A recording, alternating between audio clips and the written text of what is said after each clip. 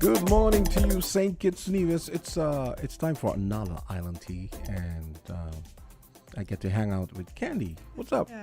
Good morning. I missed you guys yesterday. Yeah. I listened, but I couldn't be here in person. So how are you? I didn't ask you that. I'm yesterday. good. Oh, well, I'm good. What color is that? Listen, sometimes it looks orange, but sometimes it looks red. It's not red? salmon, though, right? No. No. It's darker. It's darker than salmon. It's yeah. way darker than salmon. Yeah. So orange red? I don't Orange know. red. Whatever that color is called, Orange right in red. between the two. Somebody that does art or something with colors can probably give us a better idea. as Don't to you what just it's don't called. you just love the color hair splitter? Huh? I know. They'll I like it for real though. I would love to sit down and go through like the Crayola bar. I mean, you have these people who'll be like, "Oh, that's light blue. No, that's powder blue. Oh, that's sky. Oh, you said that's Sky powder. blue. No, it's sky Cerulean. blue. Yeah, yeah, something like that. Yeah. Oh my goodness. But yeah, I am grateful today. So today I am focusing on gratitude. So yesterday I was actually missing because the new ministry was launched. The small. SBDC. Yeah, you did tell me that Right. before. I remember they were in here Yeah. just telling us about the week of activities and all that type of stuff that they were Yeah, going to you have. did tell me. Now I remember. Yeah, so yesterday was the launch. It took place at Royal St. Kitts, and I still call it Jack Tar in my head. So, like, I have to remember when I'm Yeah. talking to younger persons to say Royal St. Kitts yeah. because, like, They in look my at head, they look at you blankly when you say yeah, they'll be like, what? Yeah, yeah. You know, a lot of people don't realize That's Jacta is another I've chain. been here, They don't realize yes. it's a chain. They just think it's I think it's No. you know. I wonder if they exist still. My mom actually worked at Jack Tar when it was called Jack Tar Mm. in human resources. So I think that's kind of where like Okay. a lot of persons know her from and know us from. But yeah, so the Ministry of Small Business and Entrepreneurship did the launch ceremony, and it was launch ceremony and Sustainable Horizon Symposium, Business Beyond Tomorrow. It was nice and short. They did like, of course, they did like the opening, ministers, whatever. They did awards, and I'm a proud recipient of an award. So they did, was it 4 categories? How many categories? They did 5 categories. And so let me tell you what some of the categories were because I was busy snapping pics. And I was just so proud to be not only in the room, but an awardee with some of the other persons that got awards because some of these people I've known forever, and some of the things that they're doing is like, we don't even know that they have these things in St. Kitts because a lot of us probably aren't really moving around in that sector, you know. But also I think we tend to drop the ball a lot when it comes to marketing a lot persons of the- yeah, Yeah. marketing some of this stuff. That's because I'm like continually surprised Yeah. when I'm like, really? That's Right. So the first You know. awardee, that one took me by surprise. I'd never heard of the person, and it's a place called Poxpert, and the person that won was a guy called Rashid Sargent, and he won the award for Young Entrepreneur of the Year, and he does carpentry. So he does things like bed frames, bed nightstands. He will do epoxy cabinet doors. He works in something called River Table. I have no clue what that is. Custom made doors and cabinets and epoxy logos and design. And I was just like, what? We have this here? I didn't even know. So I was pleasantly surprised. Again, congratulations to you, Rashid. And so he won Young Entrepreneur of the Year. And then we had another guy that I do a lot of work with. It's a business called Inside SKN. And the guy, his name is Vittorio Hendrickson. And I actually met him when he used to work at TDC. And that was like years ago. And then he branched off into his own thing. So he does designing and printing and helps to create logos and that type of stuff. So anytime I want anything done, like photo props or a logo created or something printed off, I usually go to him. Like he's made this really cute phone stand that I have in my office. Even my display in my office right now, I wanted to recreate some stuff from Fortnite, the video game. And I went to him and he did all the printing and everything for me. So he won Business of Excellence Award. And then we had, well, I went after him, but I'll save that one for last because I want to highlight the other women. There was Woman of Excellence in Business Award, and that went to Anastasia Elliott of Sugartongue Organics. I don't know if you know her, but she has like course. Yaffney, Floriel. She used to work here. Oh, really? Yeah. Did not know that. And so I've known her forever, and I got love her products. My wife bought me a gift from her. Her products are off the chain. I think it was for my birthday. Yeah. And she's now located in the Pelican Mall. Yeah. And like I noticed 2 new brands yesterday, and I was like, what? When does she find time to sleep? Yeah. And we bought ice cream from her one time. See, I didn't even know she makes ice cream. We drive up. So we make like a mini road trip. I mean, I wish we did it more often. We did it once or twice. I got like facial drops and soap ice cream. She was selling these preserves yesterday. I saw something called pineapple cheese. I was like, there's pineapple cheese? Like I've only ever heard of guava cheese, right? Pineapple cheese. So she won Woman of Excellence in Business Award. And then there was Lifetime Achievement Award. And this was given to Heather Pringle Jacobs of Tressanage. I'm not sure if I'm saying the word correctly. French is not my first language. But she won that. And I've known this woman forever. I think she was one of the first persons that started doing laser treatments and these, really cool facial steaming type thing. Well, when I saw the apparatus, because my mom did cosmetology, but then she stopped practicing, and I went to Heather one day, and I saw her pull out this weird-looking thing to do a facial steam. I was like, what is happening here? But she won Lifetime Achievement Award, and I really think that was well-deserved because she has been around before a lot of these spas that have recently popped up. She's been around forever. And then I won in the category called, I was awarded in the category called Scale Up Business. So this category is actually for persons who would have continuously improve their business. So expanded in terms of e-commerce, customer service, what the business is offered, and things of that nature. So it was called Scale Up category, and that's the category I won in. But it was such a nice ceremony, and it was nice to see familiar faces, persons that, they do business, but you just don't see them because everybody is busy in their day-to-day. And so you're kind of all over the place, but then you had to sit down for a few hours. So it was nice. I totally enjoyed it, and I actually felt justified. Why did you switch from one to awarded? I'm not sure if there was a voting process. I have no clue. Okay. One, awarded, and I don't want to be politically incorrect. But it's sometimes you go into business as an entrepreneur and it's your dream. You don't know if anybody else is going to buy into it. You don't know how long it's going to last. My business Events Extraordinaire has been in existence for 6 years now. And I make this joke with my sisters all the time because they will be like, how you even end up here? I was like, it's my OCD. My OCD took control. Because, I do planning and organizing and decor and that type of stuff. And it's just that, for me, it's I think this is the way you should do maybe a kid's party or a wedding or the way a photo shoot. If you're saying that this is the theme, this is the way it should go. So it's my creativity meeting my OCD. So AZ's here, you should tell him what award he won. Yeah, you get to be here with Jamston I. No, that's not the award he won. I don't know what award. Ambulance Chaser Award of the year. My God. Ambulance Chaser Sir, I'm not going to jump on that bandwagon because I studied law as well. So, yeah. I'm just joking.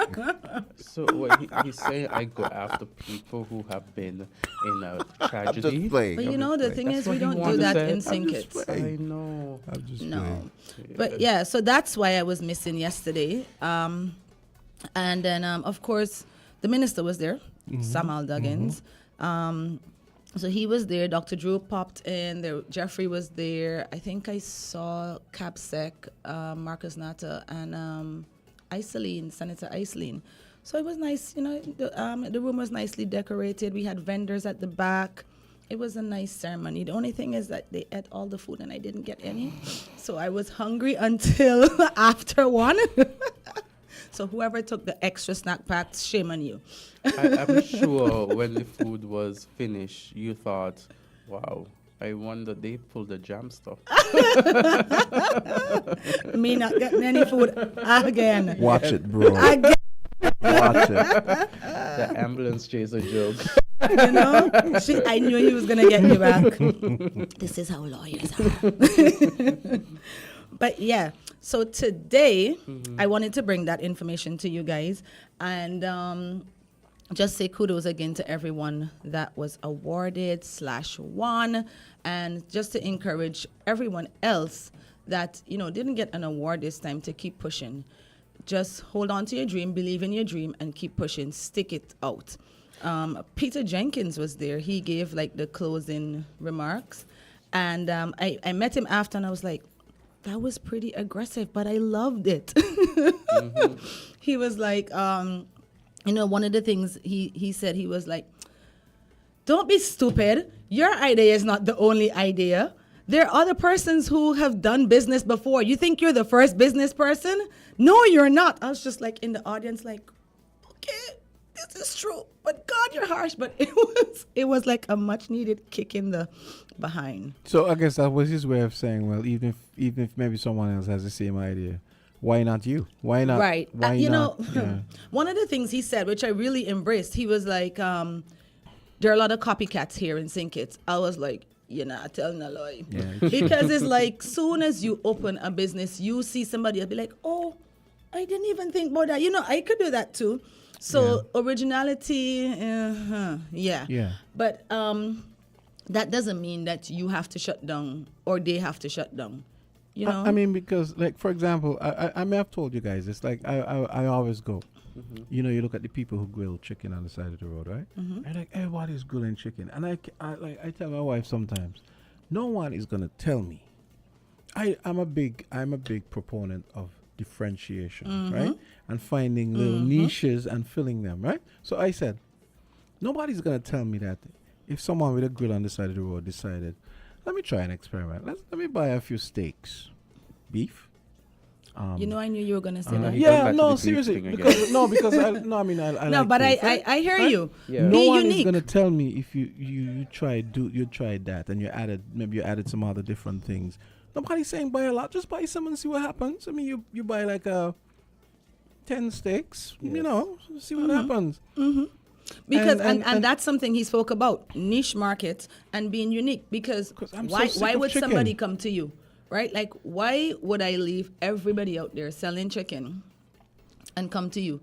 So you have to find what is your niche and a unique way of getting your product across and getting your product out there. Especially during COVID. I was telling a friend of mine last night that I've had to pivot so many times in life and in business that I think I'm an excellent netball player at this point, right? Because especially with COVID, during COVID, if you either sank or you better learn to swim, right? And we developed so many new products during COVID just to meet that need, because I'm not going to shut down because of COVID. And look here again. Look again. We have the Guyanese and the Jamaicans come here and basically embarrass us entrepreneurially. I mean, look at the guy that sells, the guy that started the little nightlife, right? grill. Outside of the movies, right? Yeah. Mm-hmm.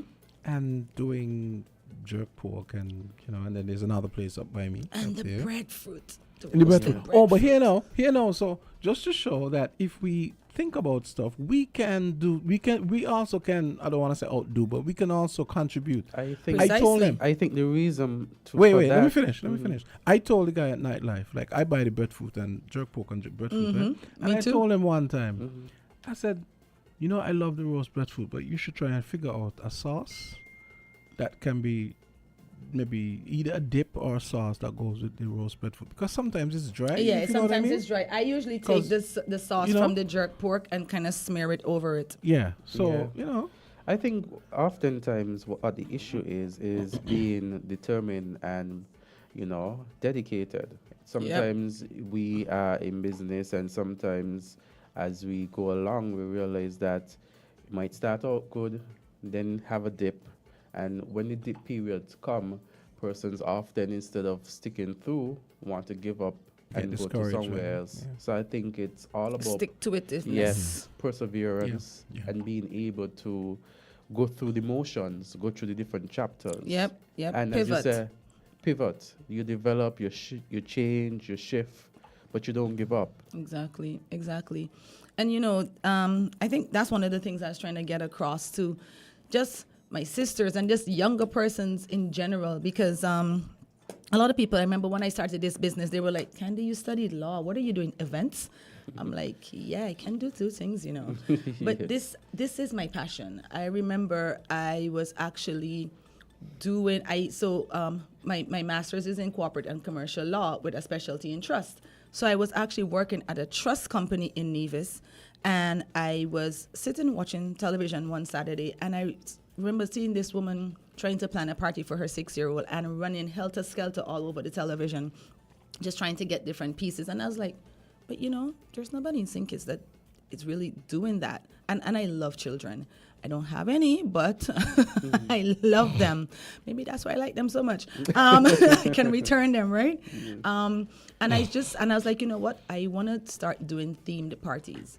And so if you come into my store, you'll see I have the costumes, the balloons, the decor, backdrops, everything that you can just walk in and walk out with, everything for a themed party for a child, right? Like Fortnite, Frozen, whatever. Shameless plug.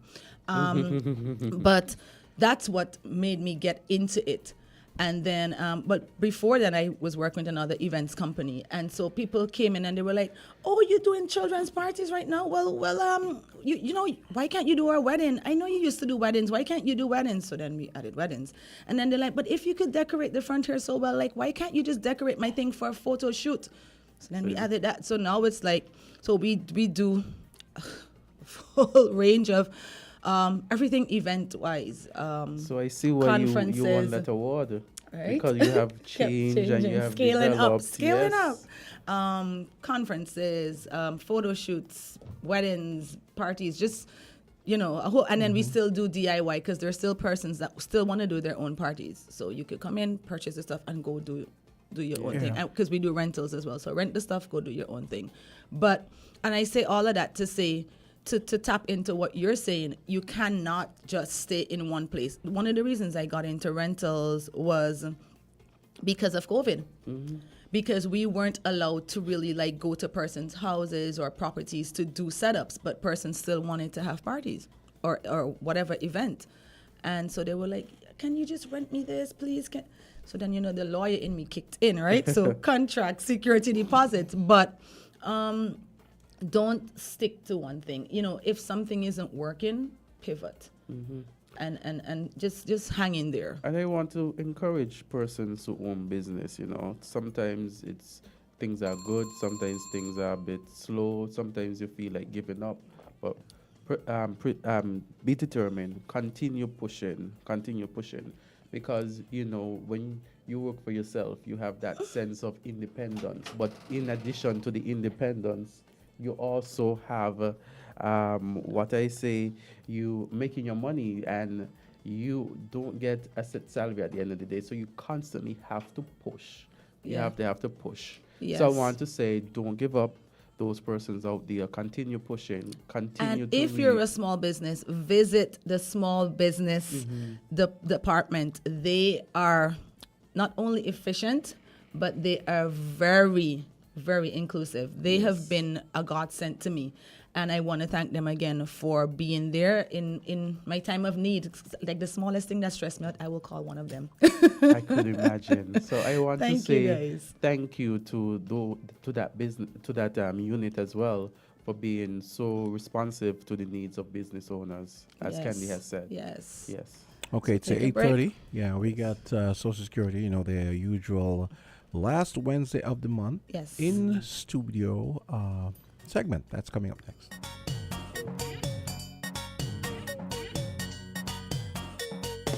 WINN is 98.9. 98.9 is Win FM. Watch the trail of the insect stop when you spread a web up. Flying, crawling, insects are falling when you spread a web up. Nothing comes close to Bob. Bob, the number one brand. Serious, get Bob.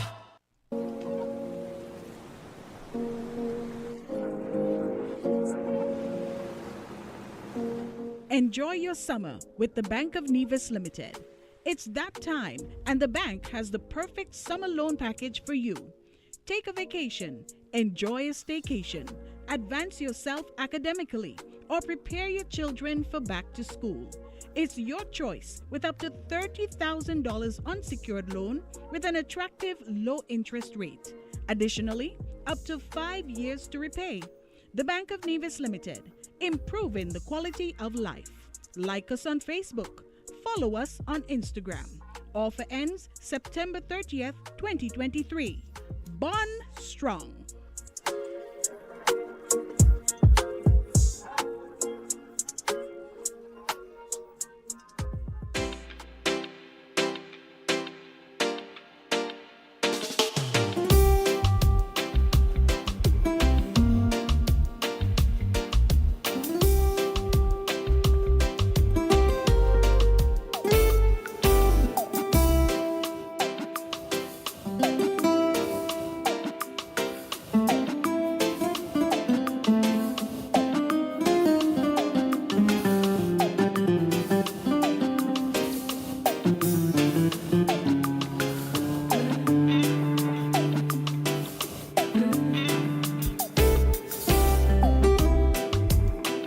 Getting sure to be sure of your benefits. Sickness and maternity, I'll tell you about the rest of it. Survivors grant your spouse and kids get the best of it. Let me mention pension when you're 62. When you're done work hard and retire, this is what to do. Listen, this Social Security is working for all your benefits. Funeral want to help every one of your relatives. Come register for this Social Security. Social Security. So every time you get your pay, Social Security. Good question. Yes, good morning. And we have with us the lovely Sandra Da Silva from Social Security. Yes, it's our Social Security Welcome time, to guys. Island Tea. Welcome to Island Tea. Thank you. Yes. I think this is the first time I've had her here with us, right? No, but it's the second time she's been here with For you? Yeah. Show off. I think we had her perhaps in February. Oh, probably just the before I time- came yeah, on. Yes. So it's been a while. Yes. Yes, but she was here Miss before. Lawrence was on vacation. So I'm getting my due now. Mhm. So tell us. Would have been here April also. Maybe I was out again. Oh boy. Tell us what you're here to talk to us about today. So I'm here today to talk about the CARICOM reciprocal agreement Yep. among the territories. All right, take it So away. let me just give an overview.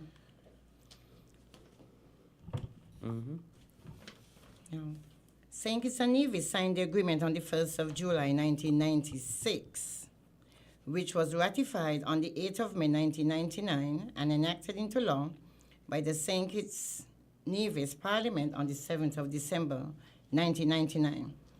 Now, the Act gives legal effect to provide for the implementation of CARICOM agreement on social scheme and to provide for related incidental matters.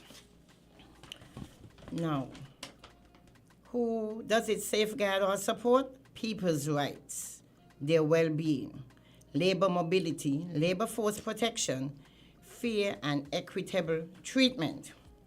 Now, the benefits which falls under this CARICOM reciprocal agreement: is invalidity pension, disablement pension, old age pension, survivor's pension, and death benefit. The rationale for this agreement: the agreement underpins the Social Security principles, which are solidarity, universality, and equity. The agreement enhances social protection through totalization. The agreement maintains adequate coverage, which fosters the unity of 14 participating countries. These countries are Antigua and Barbuda, the Bahamas, Barbados, Belize, Dominica, Grenada, Guyana, Jamaica, Montserrat, St. Kitts Nevis, St. Lucia, St. Vincent and the Grenadines, Trinidad and Tobago, and now Suriname.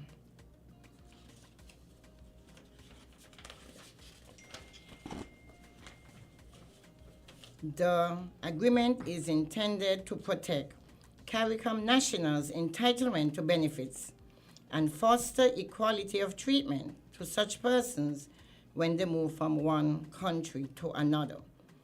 It is also seen as an important element complementing the free movement of labor within CARICOM. The insured persons are entitled to benefits by one or more of the Social Security schemes in the region. It is important to note that when we are going to another CARICOM country to work or in receipts of benefits under the Social Security where you reside, you must inform the Director of Social Security of your date of departure and your overseas address. The essential pillars in understanding the agreements are portability, totalization, and proportion. What portion of the contribution is to be assessed? Will it be a partial payment or whole payment? Okay, so let me get into this reciprocal. We know that we have persons moving from territory to territory within CARICOM. Yes. And this has been forever. But through this agreement, no one loses. And you recognize that it speaks to pension. Mm-hmm. So someone working in St. Kitts and they move to another territory, you must not lose because you went to work in another territory. So when you become 62, and even outside of this 62, because you see all these pensions fall under it, we will reach out to all the territories that you have worked in, and we will totalize and give you a partial pension. Now, you may work for enough years in St. Kitts to qualify on your own. You may have worked for enough years in Antigua and so forth. But for those who do not work for the qualifying conditions, you let us know which all the islands that you have worked in. We reach out to them. They will send us your contribution history, and we will give you a partial pension. Now, we have people moving from country to country, and we advise people, when you're moving, come into us. Let us know where you're going. Let us know your telephone number. Let us know your address. We can give you an updated Social Security contribution statement at that point. So you know when you left St. Kitts, you have not put in your 10 years, which is 500 contribution. You may have reached to 50, you have reached 300 as the case may be, but you actually know what you're leaving with. And that goes for all the territories that you have worked in. Make sure that your contribution is up to date, and so you know where you're at, and you know the qualifying conditions for St. Kitts, you know that for Antigua, and so forth, because we all have different qualifying conditions. Mm-hmm. And in terms of age pension, which we all are working towards, there are different years. We are experiencing issues with persons who are part of the CARICOM agreement. CARICOM reciprocal agreement, in terms that people are not claiming on time. I guess perhaps based on the years for where they are, don't remember that Social Security is at age 62. So they're waiting until they're 65 to claim. Of course, forfeiture would be involved because you have not claimed on time. Now, at Social Security, we send out a letter stating that you're approaching the age of 62. So we send that 2 months before. Our addresses are not up to date. So most of those letters come back to us. Oh my. So we want to inform you approaching. We are unable to reach you. In the meantime, you are of the opinion that you can't claim. It's not time for you to claim because, one, you may be still employed, and two, you're in a different territory. So we want persons to know that for Social Security, the qualifying pension age in particular is 62 years. Even if you're employed, you are supposed to claim.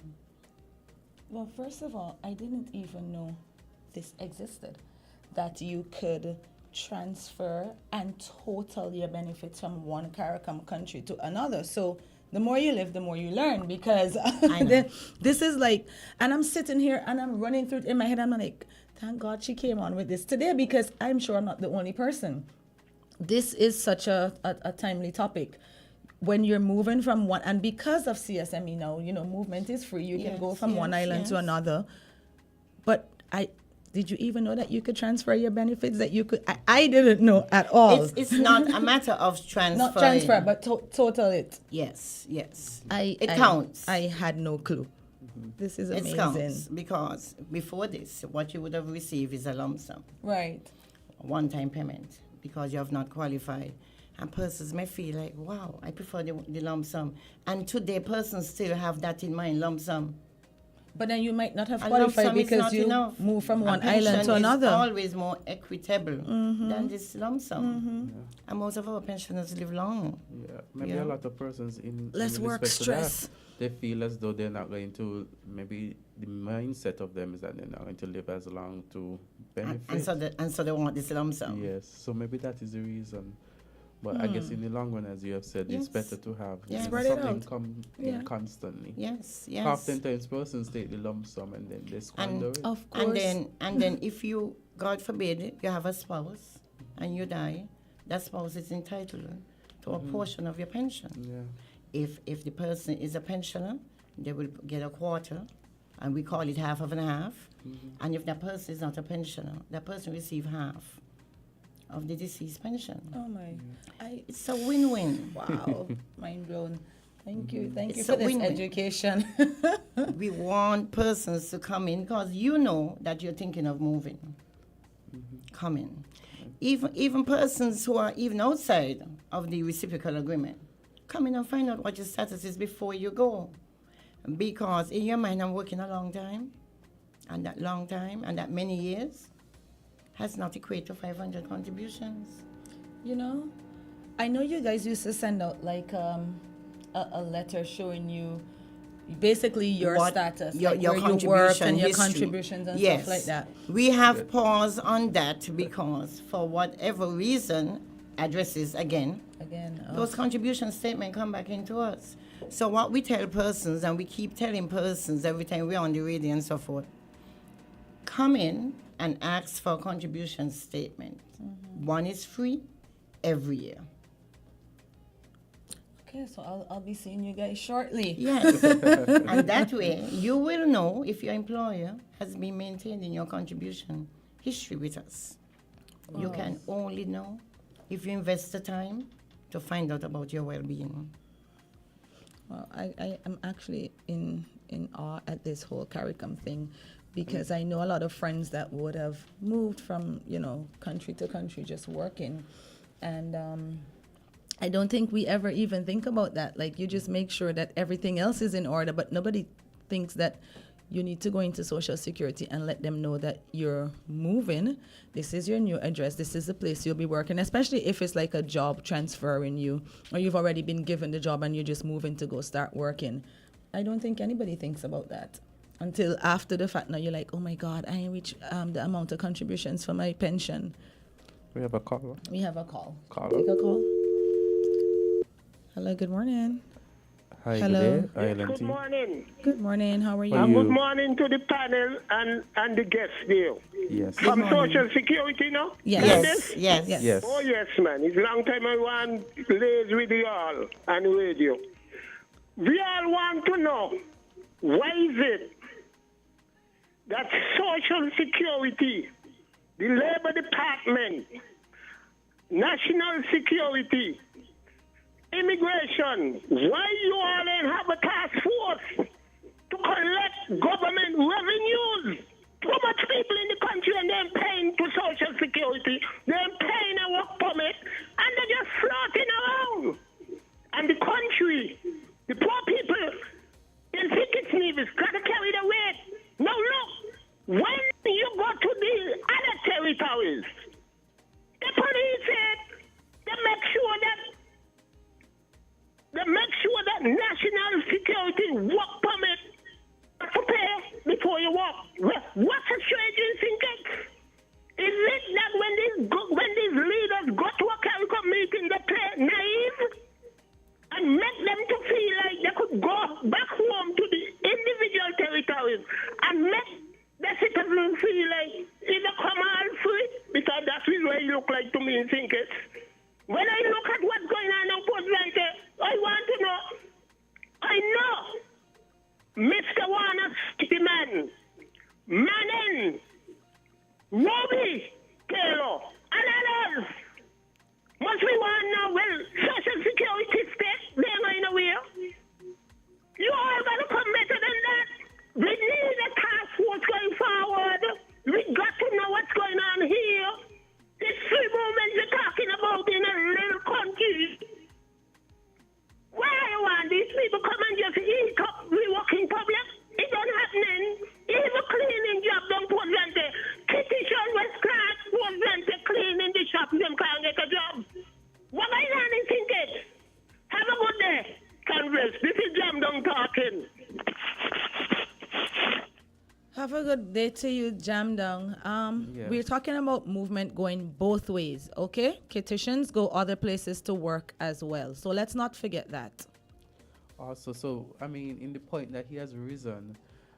Oh, So, we have another caller. Hello? Here's a person. Good morning, good Good morning. morning, Miss Good Henry. morning. How are you? Oh, I'm doing fine, giving God thanks. God has been good. I've been praying for some rain. Prayers answered. Lord Jesus, I think we have to pray on some air conditioner. I'll join Maybe with the you in Ministry that. of Elderly need to go around to the elderly people's house and give them a fan. That's a And good who could idea. afford to pay the light bill, give them an air conditioner. Yeah, that's a good We're not idea. going to survive all distribute ice. Look at you with No, all let the me get to ideas the this matter. morning. No, but it's true. Look, I just said I have an air con in the living room, but the rest of the house hot like fire. You know, so I said, gosh, man, imagine you all and you in the house. It was a bit small, the heat trap in there. Somebody need to go in and check. Now, for the thing, I have a relative where my daughter could start my business. She worked, then she went to Barbados, she worked, she came back and she worked, and she gone back. Now, I'm not too sure if you have 500. She was trying to get 500. Now, what the number of contribution that she has, can it be added to what she has in Barbados to qualify for a Barbados pension, or are they worked out separately? no, You that's, understand the question? yes, so that's exactly what I was saying. So, The tell me how amount to of, put- when I'm going that time forward. Tell me how comes, you do it. when she becomes of age for pension in St. Kitts, we are going to use her years, her contribution years in St. Kitts. We're going to use, if it's not 500, as you say, we're going to use her contribution history also for Barbados, and she will get a partial pension from St. Oh, I Kitts. was thinking Barbados you can is going add to do them- the you can same add thing them too. together. Barbados Barbados can add the six one them and make up the Barbados is numbers. going to use that portion of St. Kitts also if she does not qualify in Barbados. So just what we do in St. Kitts is what the different territories will do.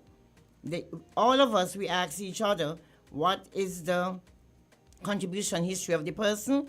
If the person doesn't qualify in St. Kitts, and even if the person qualifies in St. Kitts, because they indicated that they've worked in another territory, we are going to give that territory the contribution history also.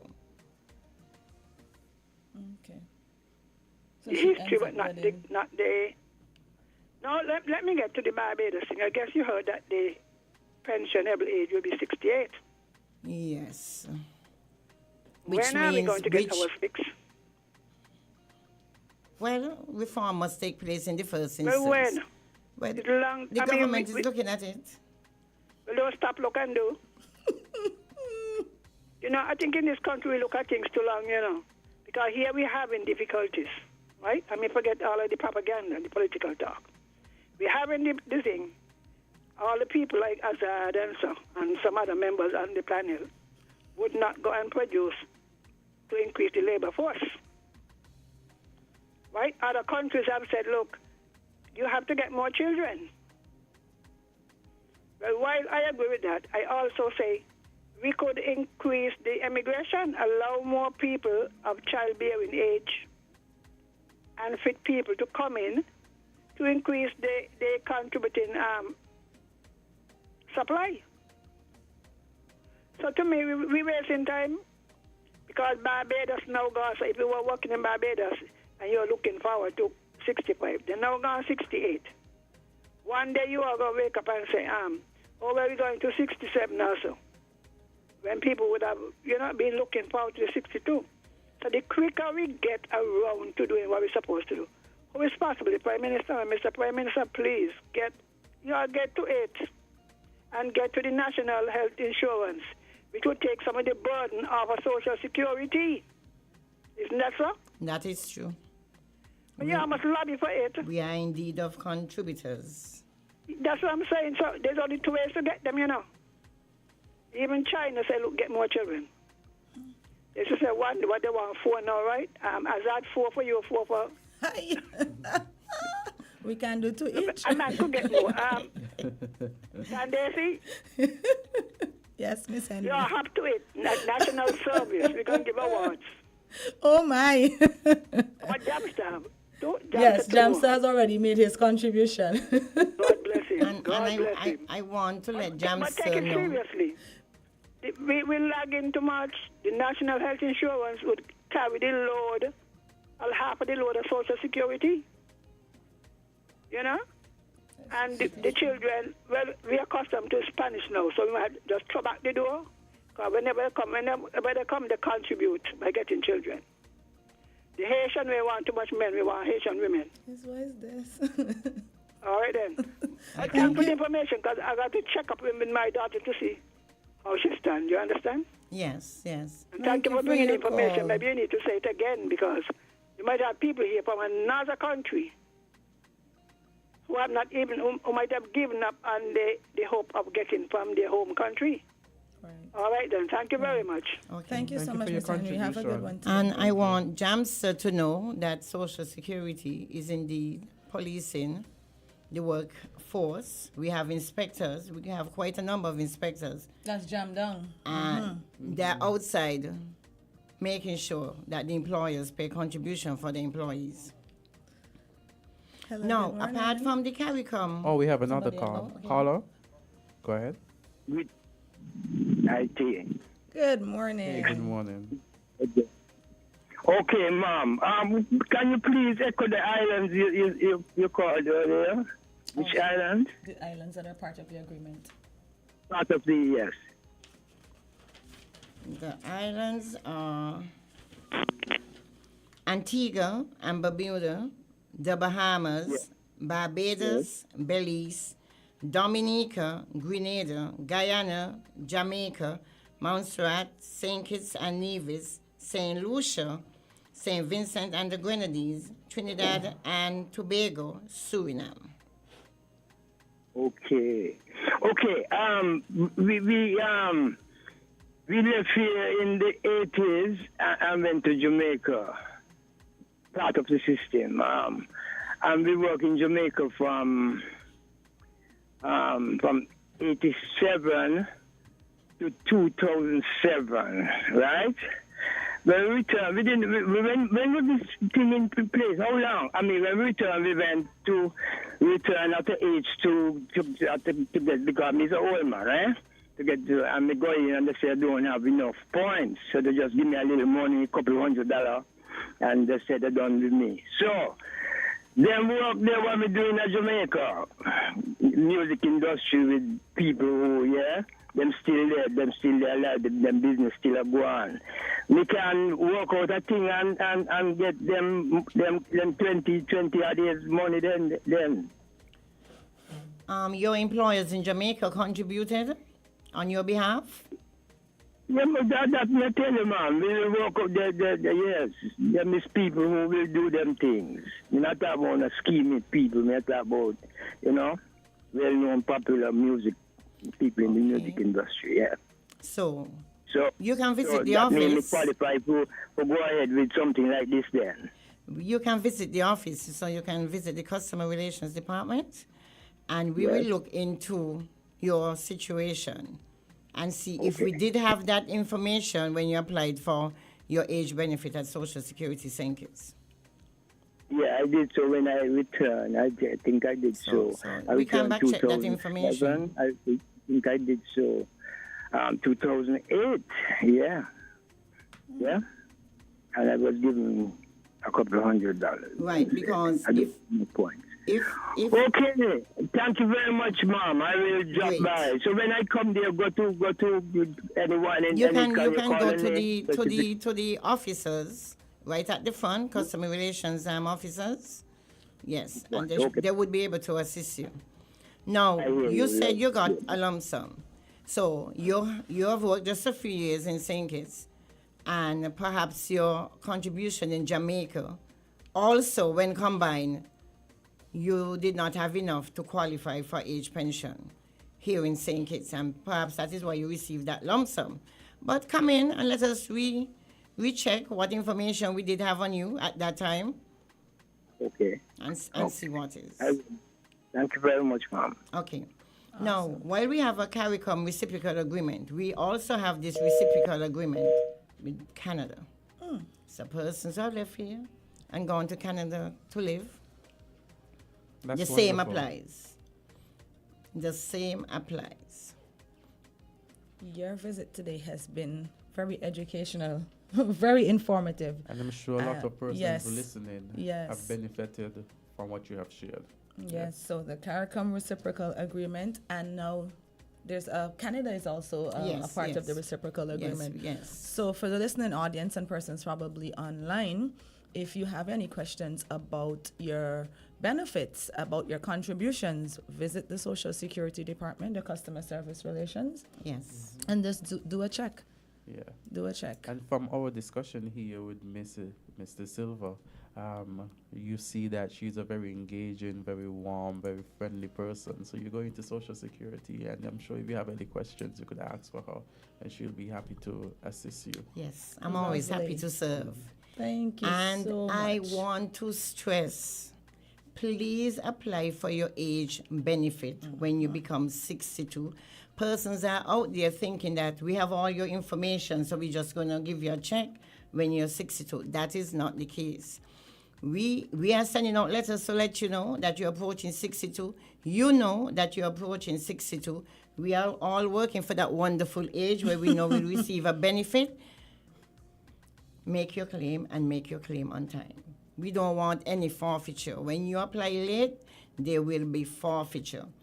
Even if you have been inquiring and you are told, no, you don't have 500, so you won't be getting an age pension, still make your benefit, because when you make your benefit, we are going to do more checks to see if there are any contributions that maybe was not posted, or when you let us know, your employers, we make a check with your employers to see if they have been delinquent and get your contributions in. And where you don't have enough, suddenly you have more than enough. So make your claim. This forfeiture, it's harder, Make your claim on time. If you're working, you're still entitled to make your claim. So working doesn't mean that you cannot claim your age benefit. Please. A final word. Make your claim. On time. On time. Thank you so much for coming into Island Tea today. It has been a pleasure. Yes, and we Do welcome enjoy you the rest of your day. for future engagement Yes. on the topic of, Social Security. Yes, yes. Awesome. Have a good one today. I'm always happy to assist Yay. public relations. We are happy Thank to hear you. All right. Every one of your relatives come register for this social security. Social security. So every time you get your pay, social security.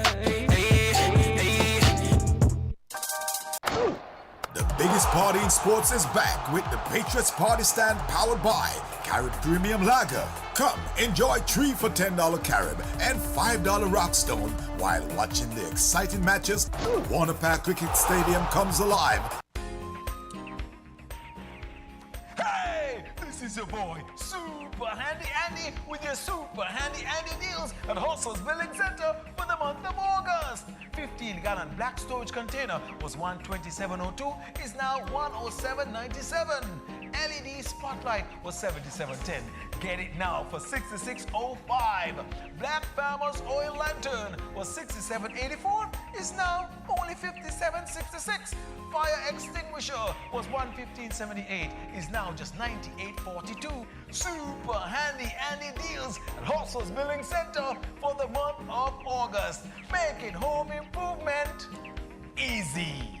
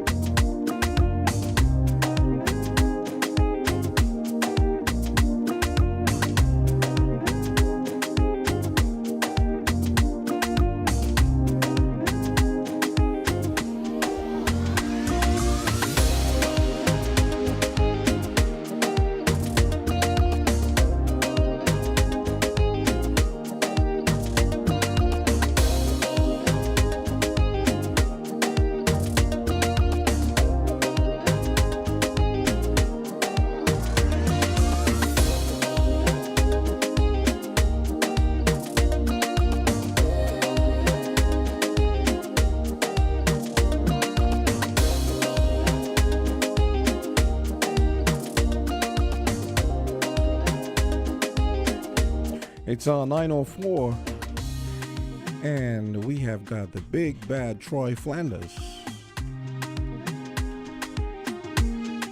And we're getting ready for farm report. And I gotta say a special good morning to Troy Flanders. You guys ready? Okay. Candy, stop dancing and let's go. Troy is all bright in his, neon green? I know. And he's actually in an awesome mood. I think it's the rain. You know how farmers are with rain. He's a farmer. I think he'll be wearing pea green or spinach green or something. Maybe this is a cauliflower green? The leaves? No. No? I love blue. I would think you would like green. The rain is falling, all the crops are growing. I would think you would like green. Yeah, I will. After the rain. Yeah, after the crops start growing. Good morning. Tell us how you're doing today and what you're here to discuss with us today. Yes. Farm report once again. Good morning. Good morning. Yes. I'd like to say a special good morning to all our listeners. We got some super listeners. Some people take the time out to listen to the farm report every Wednesday. So that's a special good morning to you. I actually have my mother down in St. Thomas and my aunt. They make sure tune in Oh, nice. To the farm report. I have a long-time neighbor in the state. She always tell me, yeah, sure, I listen to you guys, you know. Oh. Yeah, so... No, you're racking up a whole bunch of support. Good job. No, Win FM is reaching places. Good job. Yeah, so to Ras Eli, you know, he always there. Good morning. To all our super listeners, Sister Henry, Brother Banky, good morning. We have Jam Dong. I know they're listening. I haven't heard from Mr. McMahon for a while. I hope all is well with him. So, Mr. McMahon, good morning. I'm looking forward for your call this morning. I think we heard from him Monday. Was it Monday morning? Yes, he called in on Monday about the school. Yeah. And then bonus, nuts lady. We have a lot of super listeners, you know. So all of you, who, if you hear your name call, ain't because I don't want to call your name, but just that might have slipped me at this time. Yeah. Awesome. Yeah. I don't want to be too controversial today. But we're touching on, you know, from since the launch of the 25 by 25 agenda, Yes. you know, it seems to be a bit quiet after the launch. You don't hear much about it. So we in the consortium, we decided we take it upon ourselves that we are the one who have to make this thing work. So we take it upon ourselves to lead. Okay. So we are putting right now, putting in place a production plan to produce, a producing plan, just so that we could lead and the certain crops in the 25, we actually sit down and we're working out the amount you can take and so we could lead on that. So these are the same crops that were listed by the minister? Some of them, yeah. Okay. We can use some of those crops, yeah. You added to it as well? Huh? You added crops to the list? No, we didn't add to the list, but we can use some that they have there. Okay. And then in the process, while we are thinking about the production at the crops and so, we in consultation with the banking sector. So we draft up a little thing so that let's get this thing going. So you guys have drafted something. Yeah, we drafted together a financial yes. financing thing and credit proposal. Yes. Yeah, to present to the banking sector. When you said the banking sector, you've presented this to all the banks? Well, we actually speak to one and another one, so maybe about two of them so far. Yeah, so we want to. We I don't think we present it yet, but we're in the process of present it, so that will assist us in the planting and so that's why we go in there. Okay. What else have you guys been up to? Well, we meeting, you know, we actually meet almost every week. Okay. The core group of the consortium, we meet almost every week. So we actually in the process of finalizing finalizing the draft to develop a proposal to put towards the government, so we could get maybe a piece of land or something to set up our main office, headquarters. Yeah, we actually trying to put across these things so that we could be more effective and more able to serve our members. Yeah. So the proposal is for you guys to get some land to establish a headquarters.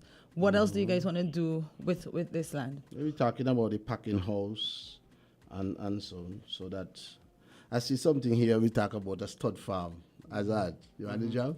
What's that? Oh my! Oh my! I hear me saying we was teasing you, you know. So yes, sir. She had us on the ropes this morning. Yeah, so because we have livestock farmers as part of the consortium too. Eh? So yeah, that's so. Okay. Okay. Well, I'm curious now. What is this stud farm? It's just an area where we will develop different breeds the animal. You know, they have mutton and the list for the 25 by 25. Right. Yes. I didn't know that, but I just found out. Yeah, mutton is one on the list. I think I was just hearing crops. I didn't remember No, hearing meat kind and meat so, as well. That's anything. So you're gonna be what, stud sheep, rams? Yeah, whatever. Yeah, whatever. Oh wow. And Okay. Azard, the Molyneux Village Ram. We also hoping that we could go back and Jeff engage is with the ministry obsessed with this Molyneux and the area. minister to further Even when it's not relevant. discussion on the 25 by 25. You know, they had promised us that they want us to meet regular, maybe once a month or so. We're just waiting on them to finalize the date so we could meet and actually go through the agenda. Okay. We didn't get the opportunity to do that. Right. Okay. So let me just stick this in there. Has the consortium grown? Have you seen more persons joining, In coming terms on of- board? Most of our growth now is persons who love agriculture, enthusiastic about agriculture and so. They may not be farmers, Okay. but, you know. So I guess maybe they figure they can contribute in some other way. Some other way. Yeah. Okay. But we still calling on the farmers and so to join. But I think some of the farmers them are a little discouraged. Why You know, would the they be? sector going and so. They're a Okay. little discouraged. And I mean the consortium is here, we speak every week and so, but you realize that the progress is a bit slow. So the tangibles they might not see at the moment. Right. And so people just Troy, I have some calls coming in. So Oh, my. if you're ready to take Yes, calls, yes, yes. okay, let's start. we have some calls. Okay, so That's nice. someone's calling. Farm report. Go right ahead. Good morning, Troy. Morning, Sister Henry. What is the status of the Bayford farm? That's When I was growing up, every estate had a bull that served the farmers' cows. So what is the status of the Bayford farm presently? Listen, you have Azard here grinning, you know. Hey, I Trevor know, want join to you now. I know that he's supposed I'll hang to. up, but He's I'm supposed- talking about the Bayford farm. He's supposed to use as a stud farm also. Bayford's. Yes, Oh, but wow. it's still they're still doing work there, and so it ain't. So it's not up and running. No, not as yet. So they're working on reopening it? Yeah, Okay. yeah. Okay. Okay, great. All right then. Interesting. The more you live, the more you learn. I never even knew we had that in St. Kitts. Yeah. They used to do milk and they used to process milk up I there think and that's so. the only thing I knew Yeah, you about remember? it. The Oh, milk, yeah. right? And orange juice. They used to right? do orange juice and Yeah. milk. You see on the shelf you see produce of St. Kitts. That would Yeah. be Yes. awesome to get back. So we want to get back to that. When you go Yes. in the supermarket, you see things stamped produce of St. Kitts and Nevis. Another call. Nice. Farm report. Okay, well, let's on to the next. Farm report. Hello, morning. Manning. Jamsa. You're Yeah. That's the prank caller guy. Oh, I think didn't. I've I grown didn't- accustomed to the voice I didn't by now. pick it up. Yeah. I'm glad you said that because yesterday at the event that we had, there were so many local producers. I saw the Mother Becky, is it Mother Becky? I saw them there yesterday. Yaffney was there with her products. We had another company, I think they're called Lemongrass or something organic.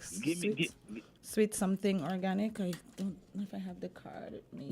As I have here, we also, as part of our preparation to produce for this growing sector, we actually had a meeting with a production specialist in production and marketing. Right. We actually sit down with the guy and we went through certain things, he gave us certain tips and so. I love it. So, yeah, because our aim is to control our local market and hoping that we produce a surplus that we could export. Yeah. That would be awesome. And I know that is something that a lot of persons in not only farming, but small business and agro-processing are looking at. Yeah. So kudos for that. And I really and truly hope that it comes to fruition. Yeah, we're actually working hard on this thing, because we have to prove to the nation that us farmers can produce and produce consistently Right. to control our share in the market. Okay, let's cross our fingers and try this call again. Farm Report, you're on. Hello, Farm Report. Oh, hi. Yeah, it go across to me farmer building. Thanks to the hill. Yeah, elder. Okay, we would like to sit in with a meeting, you know. So when have such outside persons line me up with them kind of information there. What size land the South them look for the HQ? What size land? And how long ago was the decision for the once a month meet with the minister, with the department? How long ago? And we want to say our wishes, and upper wishes forward, Virgin. Yeah, farming for life. The land area is based on the farmers and what land size they have. So I can't tell you. No, he was asking the size of the land for the headquarters that you guys are proposing. Oh, for the headquarters. It might not. Size land, what, 20 acres, 10 acres, what you watch? For the headquarters you're talking about? Yes, my virgin. No. We we are a little bit land strap right now, you know. So we ain't gonna be so greedy and take 20 acres, but we're looking at Mommy just said that. Call your amount. Yeah, we're just looking at a sizable thing that we could have parking and everything, and we could put the packing house and so maybe 3 acres or 5 acres. Who knows? That might be good. 5 acres. Yeah, I just trying out something, but we never sit down and craft the size, because we also looking at maybe one of those shells up the industrial side. Probably one of those shells might be suitable for us also. So okay, so you done an eyeball at a spot. Yeah, we're looking at a spot. We're just looking and we don't know. We're just trying things, and if it stick. We don't know if we get lucky to get one of those shells or something. Think positive. Yes, we are thinking positive. Just in case the system a dilly-dally and time a move, I think I have a 3+ acres that girl can fit in for, you know, so we can talk off the air. Okay, but we also was thinking about inviting you to one of our meetings. We will be having a general meeting shortly. That work, cause you don't know. Yeah, me no. Yes. Active, but family is my life. And we could benefit. We could benefit from some of your knowledge. So we were thinking about that. Yeah, them have knowledge too. Yeah, we actually think about that. We actually call your name in one of our meeting. Take So. this alright, people want to come in and call program soon done. Take the number, you have number, you can reach me 765-5816. Please call me. To be honest with you, that ain't no thing for me. I don't forget the number. So just give me a minute. I'm putting it. Yeah. Actually, okay, I'm putting it in my phone. Jams have it. So I'm way ahead of you. I'm already putting it in my phone. All right. So thank you, sir. You don't know, say maybe vex with you now. Yeah, man. We will be looking forward to have you at the meeting. Oh my goodness. Yeah. All right then. So what else are you guys working on? We have production and marketing expert meeting. We have financial and credit proposal to banking sector. You have the development for the headquarters proposal for the organization of the headquarters with the packing house and the stud farm. What is the next one? What else do you guys have? Try you want to hold up. We have another call. Okay. Farm Report, go ahead. Hello, good morning. Oh, hi, go ahead. Good morning. Mr. Farmer. Yes, sir. I don't know your name. Troy Flanders. Hello? Troy Flanders. We ain't no stranger now. I'm Troy Flanders. Troy Flanders. Yeah. Where up where? Out of where? Where you from? You Temple? Paxton. My farm is located in Paxton. I'm actually living in Sadlers, but my farm is located in Paxton. Where's Paxton's, by the way? That's between Sadlers and want to ask Parsons. you something. Okay. Have you all, I'll ask you a couple of things. Have you all ever considered that the information from the Department of Health indicates that there are a lot of people in St. Kitts and Nevis? I ain't going nowhere. I'm confined to St. Kitts and Nevis. I'm suffering from chronic diseases. And one of the things they say, if you use a vegetable diet, you'll be better off to sustain yourself and control these problems like hypertension and diabetes. So I'm asking you if you all ever considered offering some incentive to these people. You could do it through the Diabetic Association, because there's one, and so forth, so that the people could get some incentives and they know how to get the packages. You say you operate as a consortium, right? Yes, sir. Okay, so I thought I'd raise that, but I'm going to ask you something else. Do you know that the land on the leeward side of St. Kitts is the more fertile soil?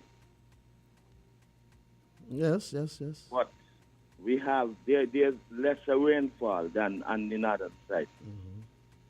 Now, I don't know if you're going to want to dispute me, but I worked in the sugar industry for a long time. So I know that from that. However, I believe, do you think that the government should, through the Ministry of Agriculture, should dictate or indicate, get you all cooperating, because the land is government land, the land is people land, and decide what crops are better for certain areas. And this is why I believe beating us in terms of production. In the United States, in Britain, and other parts of Europe, certain things are not grown all over the place, you know. They zone them off so that you get maximum production. And I think this is one of our problems. I believe that agriculture is not properly organized. Now, some may say I like to criticize, but I'm just dealing with facts. When NACO was going along the sugar industry, they used to do intercropping and produce a lot of, back in the 70s, 80s, they used to produce peanuts. There was some controversy about that, but peanuts and peas and beans, white and sweet potato, etc. The best white potatoes I ever seen during that period. And that used to be that. So they know whether you used to plant, and I could go way back when my father used to tell me. So I believe that some measure of control or dictate need to be done. We do not like to cooperate around here.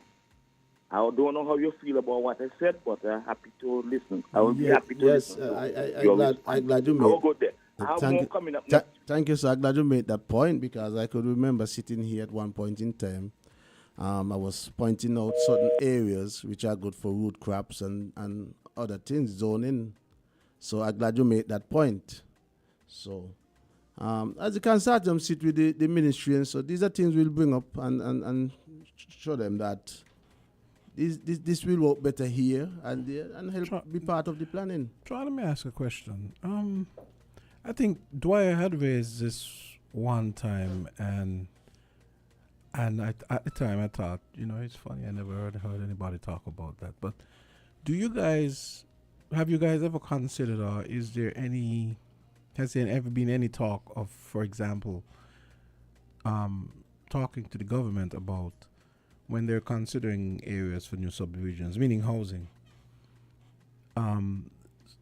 consideration be given to the fact that, hey, this particular tract of land is actually pretty, it's pretty fertile and really should be used for farming. Perhaps you might want to consider some less arable land, maybe in the same area or whatever. Has there ever been any kind of I can't discussion like that? We ever had that discussion, but that's what we were talking about from this top-down approach. If they sit down with us before they make any decision, we'll be able to point out things like that. You see, that's why we were pushing back against this top-down approach. Yes, because you get the impression it is this kind of indiscriminate decision making about where you're going to build housing without any consideration. So, hey, this land would actually probably be really productive for this particular crop, rather than just putting a whole bunch of houses there. Part of the consortium mantra is to be advocating for certain things. So. Okay, we have one call. Farm report, go right ahead. Hello, good morning. Hi, good morning. Hi, good morning. Peace to everyone there. Same to you. Okay, I'm just calling to give support to our farmers there. Matter of fact, I'm going to change the word from farmers to food security personnel who are actually fighting for that. And I'm calling right now, I'm asking for our government, our Prime Minister, and our Agricultural Minister to lend support to this initiative because in many countries, farmers are farming and giving us big support. Because not only for them are the local market, this could be another form of foreign income by exporting. So I will hope that our persons who are presently there to help things to get started out, to lend a helping hand, or some guidance to the farmers. Because now we have persons who are business-minded in the farming industry. And what they're asking for, they can achieve and make our country profitable and everybody involved benefit financially. Remember, they are creating wealth for themselves and for our country. It will only benefit all of us if they get the necessary assistance they want. I'm sure they're not even asking for a handout, but just for guidance and assistance getting that land to achieve what they want. So, kudos to you guys, and I wish that in short order, we could come back and say, okay, we get the land we wanted, and we are getting assistance to do everything we want, the building and the equipment and everything to get us bigger. So God bless you guys. God bless St. Kitts and Nevis. You guys have a blessed day. Thank you, caller. Thank you for your contribution. And listen to that caller. I think I know the voice. The area that he's living in is a lovely area for wood crop. That's a lovely, lovely area. Imagine that we designate that area mainly for wood crops. What that could do for food security for St. Kitts and Nevis. That's it. I was looking at some notes I have here, and I also see in my notes that we're thinking about meeting with some key people in different ministry. You talk about the Ministry of Trade. That way we could discuss that when we go with food, we discuss the tariffs and so when the food comes, so we could secure and protect our farmers with the food when they grow them. So that's in my notes here. But another thing I had wanted to touch, which is a very controversial topic, is the vendors at the public market. I think at one point in time we were here and we speak about the fact that through they're in the market, they're forced to be in the market, our business dropped more than 50%. Right? So we were proposing that we have control vendoring back on the street. We looking at 2 Street, they say, well, maybe Princess Street. That wouldn't do much to the traffic if we could, and to the pedestrians. That's in the heart of town, and you'll actually bring back the fresh produce right back in the heart of town. So that could help the farming community a bit. Yeah, but Troy, I was just about to. Isn't that a bit like saying, Rams would get more sales if they move some stuff out onto the sidewalk? I mean, you have a market for. I'm just saying, the market as is not suitable because one the thing is parking, and Kittitian don't like to walk around in town. They drive. It's a culture thing. We drive everywhere, and so true they don't have parking. They don't bother go down the market. So you're saying you started out saying that because of the market, because they are forced. Because they are forced to go back in the market. The farmers have been losing business, and it actually is more than 50%. Of our what business about the will agro last. Strip? The agro strip you realize the agro strip probably doing more business than in the market because look at it, you could just pull off the agro strip and pick up what you want right there. You realize that is right there in your face. But then the agro strip is in an area that persons who are in maybe the central part of town can't really access unless they're driving. I think they both serve a No. purpose. The market, as one guy tell me that when he was outside, daily, he could have sold about 14, 20 pound watermelon by cutting them. Mm-hmm. Now he in the market, he only could sell 2. So people not going to the market Nobody, to get what they need? No. I kind of see what Troy means, because when you think about it, the market was built at a time when we didn't have as many cars. People walked. And so, yeah. And because so there's that's no the truth for parking down even there. Saturdays, because on Saturdays, they block off the road, right? They lock the road and you can't drive, what is it, down? They do, but you still I think not, you can only do still, up. still But the thing enough. about it, that guy who tell me so, he only got to the market on Saturdays. Oh, wow. But I think the reason why he would benefit more on the road, and I'm not saying that this should mean to just bring all the persons back on the road, but sometimes even when we're going to supermarkets, we're going for one thing, and while we're in there, we see something else. So being on the road, I guess he was able to sell more, because sometimes you might not even be thinking about I'm watermelon. sure I can make the same argument for the market. And You're then going you there see- for watermelon and you see herbs. No, I'm definitely, and you're gonna have me on a steak next, but I'm definitely not in favor of the street vending. You know about impulse buying. Yes. You know, you wouldn't go down the market to buy guineas. You wouldn't go down the market to buy mangoes. I will go down there to buy grapefruits and pick up herbs. But you see, I'm know, like some people go for their own watermelon is something people buy based on impulse also. People wouldn't say, I'm going to leave saddlers to come to the market to buy watermelon. But don't I you hope think... Saddlers have a market at least? No. But What? here's something to think about, guys. You guys don't think, at least on one level, if the agriculture department had a PSA that was running saying, encouraging people to go to Like the maybe, market, or whatever crops are yeah, there. So like an ad. Yeah. Right. Like PSA, yeah. something But you realize encouraging that people. they try to do that by having these night markets and these night market. You create a bubble. And right now, the night market actually dying out. People actually stop going now. So it's something people could think about, because the thing is, if you structured it properly, it is controlled. You're in all over the place. You have the street, no traffic, vehicular traffic, just pedestrian traffic. And that street. Look at Princess Street. I mean, look at the vehicular traffic. That's a good point.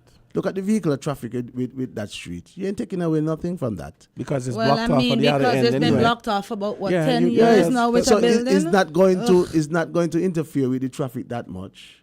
But yet, the pedestrian ain't gonna be at no risk with no traffic. And you have the produce right there in front of people. And that should be able to help us with some, like for instance, when the vendors were on the street, you'll find a guy will sell a bag of potato. Then put it as a bag of potato, 100 pounds, like maybe 6-7 bags in a week. Now we dwindle down to maybe 2. Yeah. And the fact that the vendors are off the street, we would have believed that the supermarkets, who now are benefiting from the fact that the vendors are off the street, would have been taking more from the farmers, which we know we had a whole session on that. It's not happening. So in every decision, we got to look at the pros and the cons and look at who benefit and who not benefit. And the farming community is the one who suffered because of that decision. So what are you proposing then? Because, that was going to be my next thing, because that street vending is a hard sell for me. You know how much times I done wring my foot trying to That's exactly come off the sidewalk, go back on the because sidewalk. we are not going to put them back on the sidewalk. We're saying use Princess Street. Have you guys made this proposal even officially to the PS or somehow? Well, we haven't done that to this administration, but we had present that to the administration before. Or the director of agriculture. Yeah. But government continues, so they should. Even the little street, down by KFC, you traffic come and you turn down, you go that way. If they say, okay, direct traffic straight across to the circus, you go down, and it's the same direction you'll be going. But then the problem is, while the Princess Street idea is a good idea, what happens when they finish the building and then they take down the... So we got at least another 5 years. Yeah, No, but even if they take down the building, what I'm saying is that if you designate that area, because if you say no driving on that street, nobody gonna drive on that street. Fair enough. Whether you take down the street open, it's better for pedestrians. But clearly the market problem needs a radical rethink. What's your medium to long term solution? Because clearly nothing in the short term is going to work. Probably outside of maybe really trying to ramp back up the. The main problem with the market is parking. Yeah, exactly. That's the main problem. Exactly. If we could go and park and shop, it'd be much easier with the market. So, which means you have to create parking space. I mean, the market actually need to be upgraded, right? I don't think that no vendor should be going in the market and at the end of the day, they go creep up everything and go back and come back, set down and thing. I mean, look at it, it's open. Why can't we have vendoring in a controlled space, fully air conditioned and everything, for take your food? Why that can't happen for? But how do we fix the parking problem though? I had a radical idea one time. I was saying maybe you can have two upper floors dedicated to parking, and then you have another two. There's no reason. I have a proposal like that also, and there are some other buildings around. Well, block off one of the streets around there. Because you use Thompson Street as the way to get into the parking, and then you go downstairs. That's how I envision it. We actually, that's something could work. I mean, people could put their minds together and come up with a solution for that. But until then, as I said, the farming. Is that Thompson Street? Listen, when you said that, I can't help you with that either. I know. Just tell me the street at the side of the market or the one where you can go up by the water area. I don't know if it's called Liverpool Road when he goes across there. I'm not even sure. If we got to wait until something happens to the market, we ain't gonna be farming. Yeah. True. We have a call. Yeah. Farm report. You're on. Hello. Hi. Good morning. I had to call back. Listen. This is the age where almost everybody has a cell phone. People go into places to shop, and then when they finish, they call the person to pick them up. It could happen in the market. That's one. Number two, for the long term, I think the government should consider reclaiming the beach from College Street, from the bridge. Go down, right down, make another lane. One for parking. I remember you said that before, actually. It's not a bad idea. He had said it before. One for parking and widen the road, straighten it out. And also they could dredge inside there so that ships could berth there. It could be done. It was done in St. Thomas, U.S. Virgin Islands. Don't tell me because U.S. got money, but it could be done. These are modern days. Things that couldn't happen 50 years ago could happen now because of the development, the continued development of technology of all sorts. So, Mr. Farmer, everybody got to learn to cooperate. People, I used to go to the market to shop long time ago, and India always used to be full. But the competition can come, and everybody should supposed to be able to benefit from competition. But there ain't no one set of thing. I ain't want, people all around the Bastille. I mean, you didn't say that, but the removal of vendors from all over the sidewalk is a good thing. But I know there are some select areas where some of them could go. So, it's a work in progress. People don't like to cooperate in St. Kitts. We are divisive but as a people. So you all need to build up your organization. And then when you build up your organization, you could get people in there who are not farmers, but interested in what you're doing as advisors, and so they could be another kind of members. Are you interested, sir? You need to do all of that. Are you interested? You have a long way to go. But government should be able to be receptive of what you all are doing, because when people are organized, it's a better thing. Everybody benefits. Thank you. I got more, but next time. Have a good day. Thank you. Thank you for your contribution. Thank you for your call. I actually like his idea with the dredging thing, because that's a whole bunch of land. I mean, people are going to complain, but they could go further down to use the beach. Yeah. There's a nice little cove area on the way towards OTI. So. Yeah. I remember we talked about this a few weeks ago, a few months ago, where I was saying the only thing I was thinking about that, while it's a good idea, you have to consider the fact that when the ferries come in, they need, you can't disrupt this space for parking.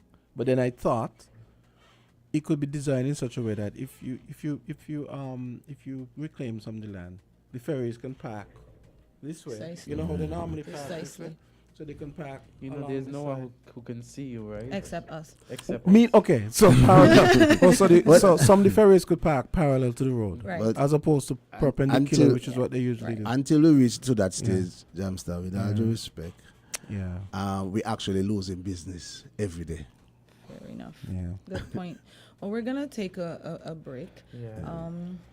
I think we're actually gonna wrap up the segment. Do you have any last words you wanna say? Yeah. As I think looking at my notes, we were talking about our launch.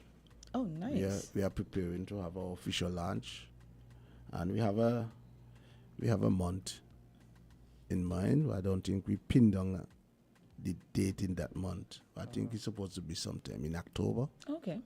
We'll be having a soft launch. And you know, WINNFM we're going to send you your invitations. Nice, nice. Okay, let's squeeze in this call since the call is coming in. Call or go right. Okay. We lost it. Call or go right ahead. Farm report. Fire report. All right. So Yeah, I on guess that that's a note, cue. yes. Thanks again. Thank you, Troy. So we'll see you again next week. Yeah, so- hopefully we'll get like a positive report of things that actually happened based on this list. Yeah, things actually happening, you know. It's actually going good for us from our last meeting. Nice. Oh, that's good. That's everybody. I'm not talking about with the ministry. The last Growth meeting with is the ministry growth, was right? upbeat. Growth It is was growth. upbeat. But I'm talking about amongst our group. The last meeting we had everybody set, ready to go and plant. That's awesome. Lovely. So that's what we want. We want the good. farmers to go out there and plant, produce. Okay. Let us flood the market so they don't have no excuse to say that we cannot produce. That's why they have to bring things from overseas. Lovely. Lovely note to end on. just get Eli to join you guys now. And, Thank and you Yes, so yes, much we for actually coming call in his today, name. Troy. Thanks much. Have a good one today. Yeah, All right. okay. Thank you. Awesome. We're different. We're 98.9. 98.9. Win FM.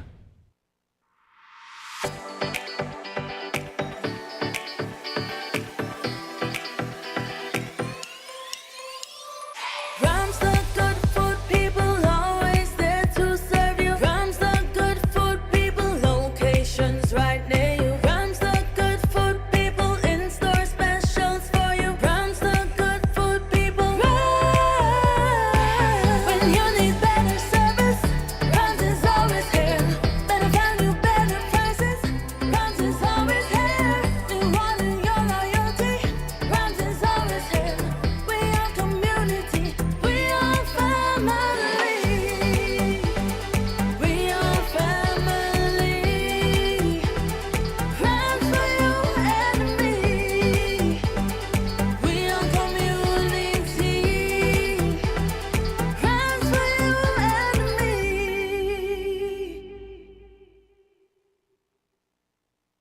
Buster, pour it up, need the thirst quencher in my cup. If you have one, hold it up and say, Buster for the colors in my life. Refreshing and nice, and I drink that we like. Buster, you're full of vibes, living full color. I know black and white, we do what we like. We live to enjoy life. Buster, pour it up, different flavor. Load it up, load it up. If you have one, hold it up and say, Buster for the colors in my life.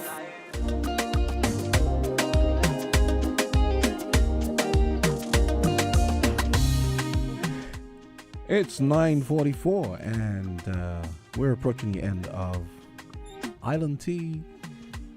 You already started our countdown. Well, hey, out of 2 hours, there's 15 minutes left. Yeah, it's about 15 Oh my minutes. goodness. You know, I enjoy that segment. I like the fact that they've now put together, you know, like an agenda, and they have something on paper that they're working towards. But Azard and I were having a discussion just before we came in studio this morning, and one of the things we wanted to touch on, and I was pulled into a conversation yesterday. A guy actually jumped out his car and he was like, "You're the lady from Island Tea." I was like, "Oh Lord, is this a good thing or a bad thing?" Right?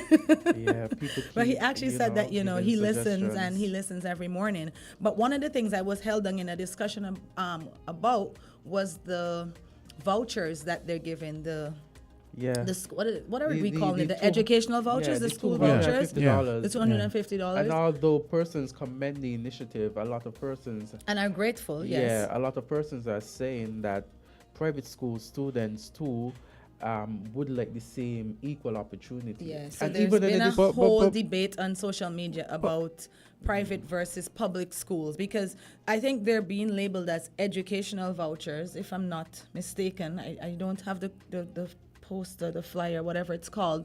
But the issue is that they were only giving them to public schools, and private schools weren't receiving it. And I've been seeing it on Facebook. There's an ongoing debate. And then now, even that they've extended it, private schools now have to go and I think apply to The Ministry of Education. And then And I then- guess they'll review the application. And then someone told me too that they have to submit job slips, so your payment slips as well. I don't know if that is the truth. I'm getting information from persons who often come and say things.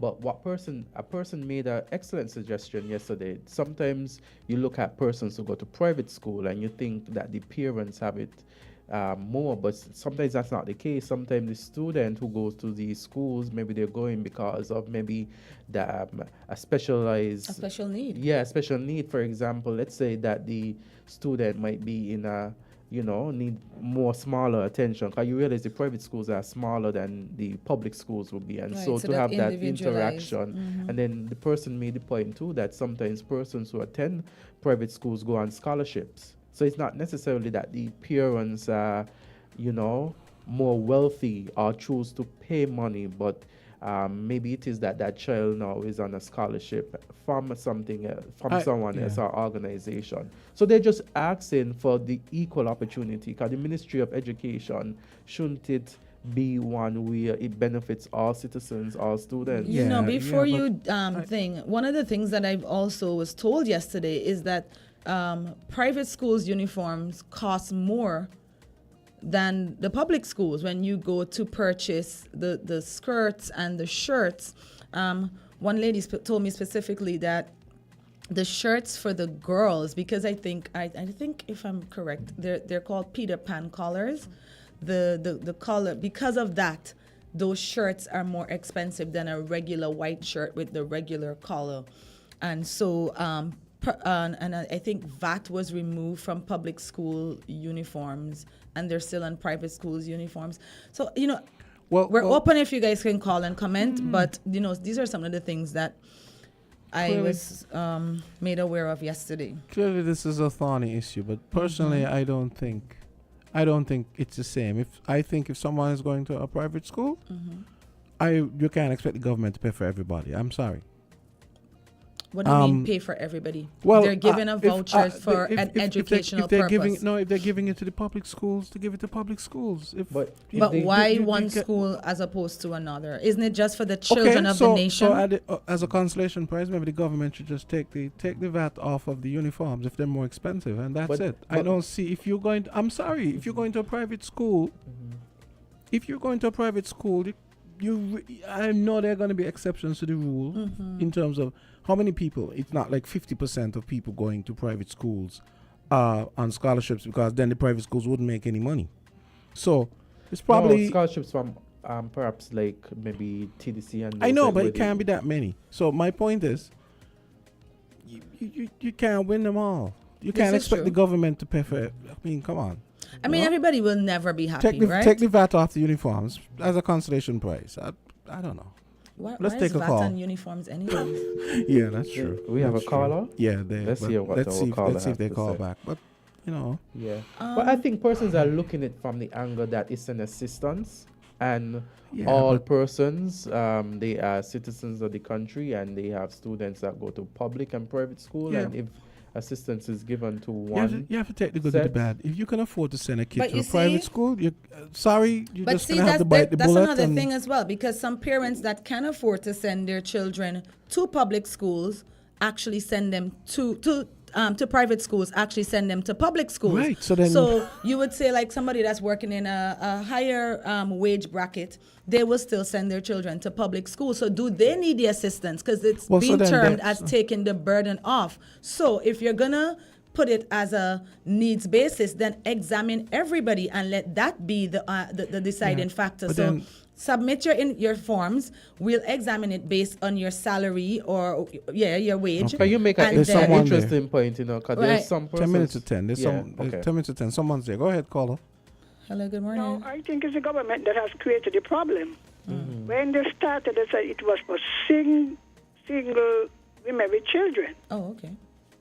That's what they said, Honestly, I don't even remember. Single mothers with children want to get the vouchers. Then all of a sudden, everybody, which people are sending their children to primary school too. That's the same thing I just said. Some people who can afford it People send their with- children to the public schools. Yes. So then why not make it Go back to the one original thing. Single mothers with children. Or based on your income, this is how you qualify.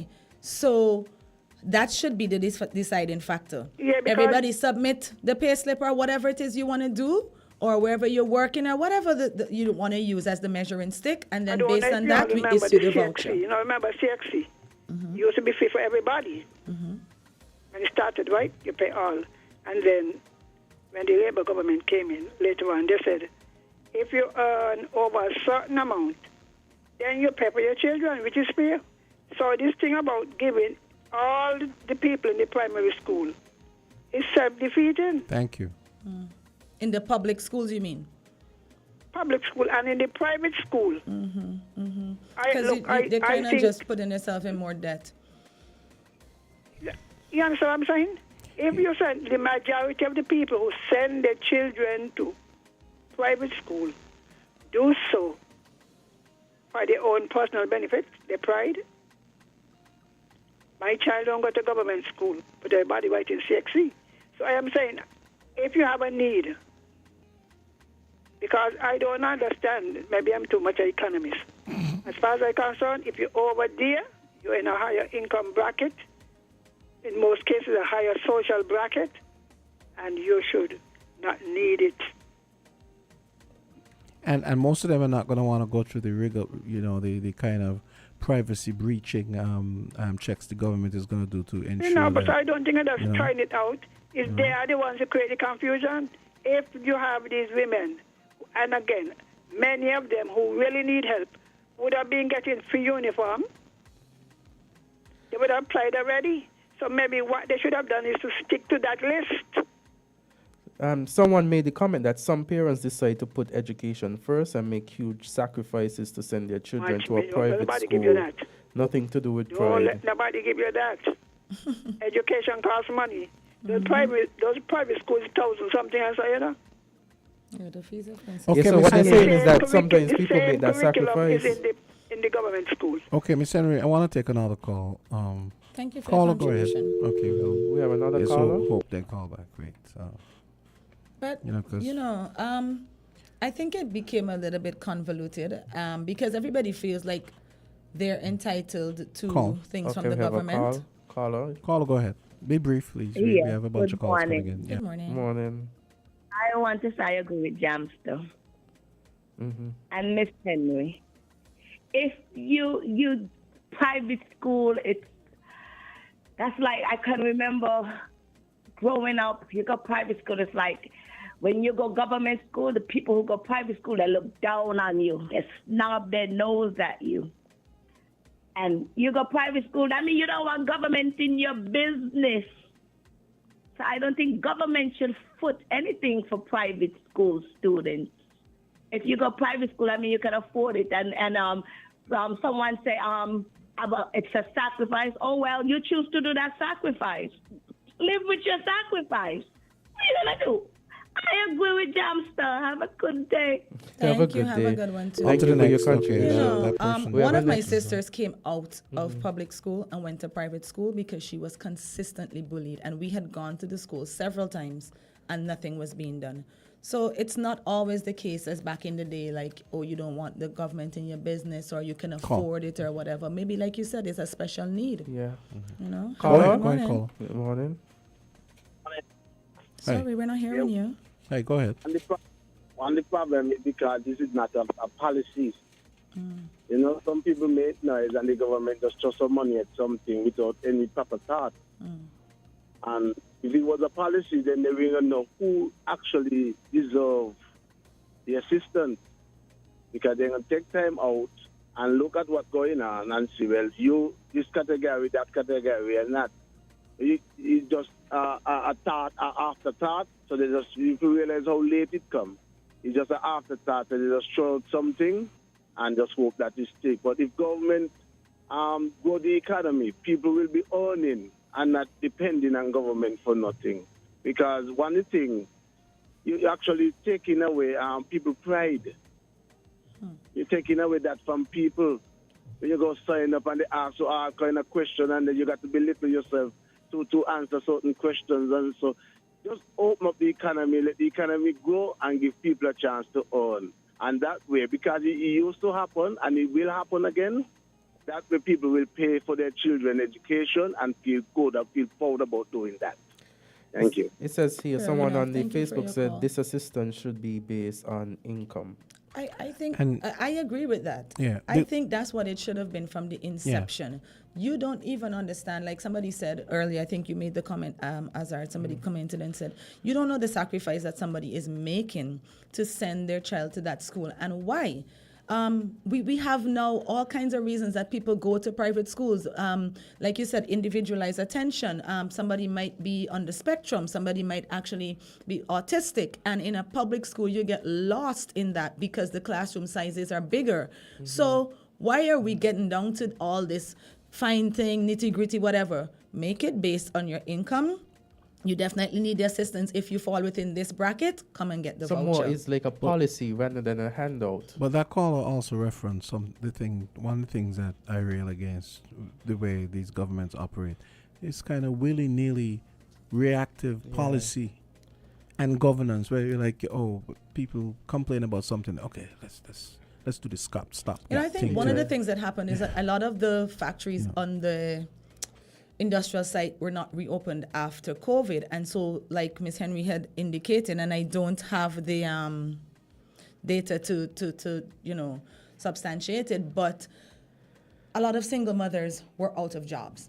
And so they did need this assistance. But still, at the end of the day, you have to prove that you need the assistance. Like if you're going to get unemployment in the U.S., don't you have to prove that you're unemployed and not getting an income? So prove that this is the bracket that you fall in, and then we issue you the voucher. So in that way, persons who know that they don't fall in the bracket, they don't even make a scene, like chill out. You don't fall in the bracket, you can afford it, then this does not apply to you. And you can't have your cake and eat it. So, I mean, if you have a kid... Somebody literally just said that on the chat. You cannot have your cake and eat it. Yeah, you have your kids going to private school and this comes up, you're just going to have to throw up your hands Exactly, and say, because then you already don't fall in the bracket. Exactly. So have a deciding factor. So again, as I think the echo is that, that the government should be more proactive in terms of streamlining policies that would benefit persons rather than as a knee-jerk reaction to things. Because as we go through perhaps even, the term, the year, a lot of things just seem to be very haphazardly done. It's just a cho here, cho there, you want to be on a roller coaster. So you want some smooth sailing. Sick burn. You want Cho here, cho there. No, I'm just saying you want some. I was trying to remain serious. You want some smooth sailing, knowing what to expect. Maybe it's the Taurus in me. Taurus is like to have things on a routine schedule. He's working on his political Don't even try with this rhetorical Taurus chops. thing because he know I'm not gonna even back him up with this Taurus drama here. But everything seems like just a chop and go. Honestly, I see. I take your point. 1 minute, guys. We have had quite an interesting morning. We have. We have indeed. Again, thank you guys for tuning in. It was nice being with you. I miss you guys when I'm not here. I try to tune in, but you were missed. Aw. Yes. Of course. Yes. But thank you guys for tuning in. Azard, to not us so much. today. No, I'm just joking. Do have a nice day, everyone. And we will see you back here tomorrow on Island Tea. Yes. Yeah. Stay ditto. tuned. Stick See you and guys stay, tomorrow. guys, tomorrow. Okay. Have a great day. Awesome. You too. Bye-bye. Yes.